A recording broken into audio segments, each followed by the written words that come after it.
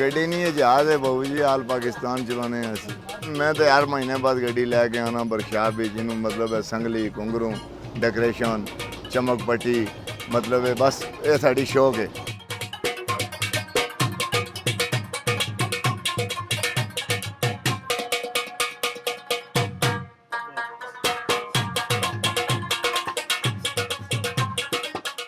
ਜੋ ਵਕਤ ਗੁਜ਼ਰਿਆ, ਵਕਤ ਦੇ ਹਿਸਾਬ ਨਾਲ ਮਤਲਬ ਹੁਣ ਟੇਪਾਂ ਦਾ ਕੰਮ ਸ਼ੁਰੂ ਹੋ ਗਿਆ, ਫੈਕਟਰ ਦਾ ਕੰਮ ਹੈ।